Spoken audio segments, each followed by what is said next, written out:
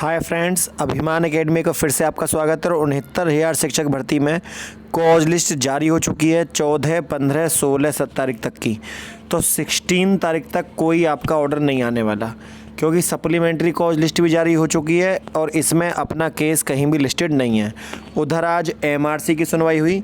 MRC आप जानते होंगे बहुप्रतीक्षित केस है, जिसको लेकर बार बार ये मुद्दा चल रहा है कि एमआरसी किस तरीके से लगाई गई है। हालांकि नियुक्ति पत्र बट गए, अब इन चीज़ों के बारे में बात करनी बेईमानी होगी, लेकिन फिर भी क्योंकि लिस्ट अभी 67,768 पदों पर अभी शेष रह गई है, तो वो लिस्ट के ऊपर बच्चों ने केस लगाया हुआ है। हालांकि तो उस केस में आज एमआरसी का केस ही लिस्टेड नहीं हुआ, मतलब केस को पिकअप नहीं किया गया, केस को उठाया नहीं गया।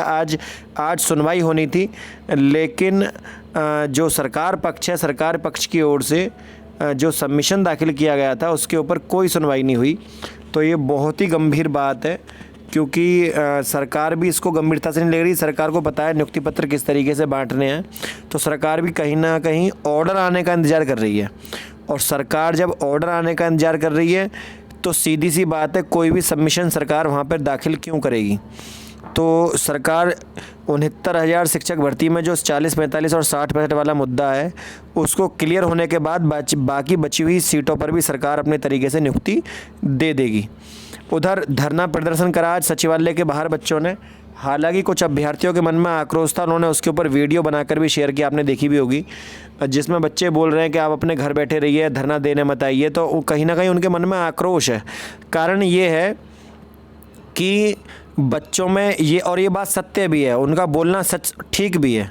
ठीक इसलिए है क्योंकि 69,000 शिक्षक भर्ती में आधी से ज़्यादा पब्लिक, लगभग 70% जो कैंडिडेट हैं, वो अपने घर बैठे बैठे रजाई में ही पूछते हैं कि जी क्या हो रहा है, या 69,000 शिक्षक भर्ती में क्या चल रहा है, या यूट्यूब पर वीडियो देख लेंगे हालात क्या चल रहे हैं। अब भाई आप अपने स्तर पर घर से बाहर नहीं निकल रहे, आप प्रयास नहीं कर रहे, तो सैलरी आपके खाते में तो आएगी नहीं।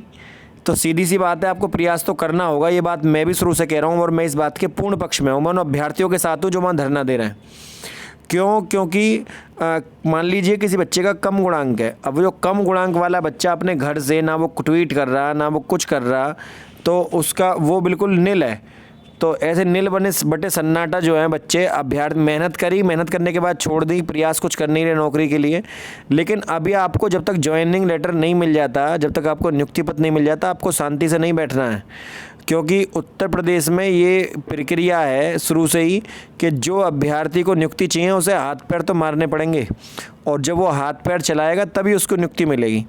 तो यहाँ उत्तर प्रदेश में नियुक्ति लेने के लिए आप अपने हाथ पैर चलाइए। हाथ पैर चलाने से मेरा आश्रय ये है कि आप शांतिपूर्ण तरीके से अपनी बात को रखिएगा सरकार के सामने। प्लेटफॉर्म कुछ भी हो सकता है, सोशल मीडिया भी हो सकता है, आप स्वयं भी हो सकते हैं सचिवालय के बाहर धरना देने में, शांतिपूर्ण धरना देने में। लेकिन कोई भी ऐसा काम मत करिए जिससे शिक्षकों के ऊपर दाग लगता हो, क्योंकि आप भावी शिक्षक हैं, आप आज नहीं तो कल नियुक्ति पत्र आपको मिलना है। तो पूर्ण तरीके से इस बात पर जोर डालिए। और सबसे बड़ी बात यह है कि जो कम गुणांक वाला बच्चा है, वो 68,500 की सीटों को बचाने के लिए कर क्या रहा है, बताइए मुझे। डेली पूछते हैं सर सीट जुड़ेंगी नहीं जुड़ेंगी, आधे बच्चे तो ये भी कहते हैं सर सीट जुड़ेंगी ही नहीं, ये बात ही कराते हैं सीट नहीं जुड़ेंगी। अब बताओ, जब बच्चों को ये कह रहे हो आप कि सीट नहीं जुड़ेंगी, तो सीट क्यों जुड़ेंगी? क्योंकि आपको यही पता नहीं है कि सीट जुड़नी भी चाहिए या नहीं जुड़नी चाहिए, या सीट जुड़ेंगी तो कौन सा कोर्ट का आदेश है। मतलब बच्चों को ये भी पता नहीं है कि आनंद कुमार बनाम उत्तर प्रदेश सरकार का केस था, या आपका भोला प्रसाद शुक्ला बनाम उत्तर प्रदेश सरकार का केस था। इसमें जस्टिस यू ललित सर ने आदेश दिया था कि 1,37,000 पदों को 6 महीने में भरना है। उसके अनुरूप पहली लिस्ट लग गई 42,000 की, उसमें सीट बच गई 22,000। अब जब 22,000 सीट बच गई, तो क्या वो 68,500 की बची हुई लिस्ट में नहीं लगनी चाहिए?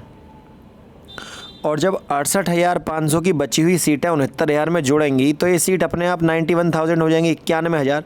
और 91,000 का मतलब है लगभग 3 से 4% मेरिट नीचे गिरनी।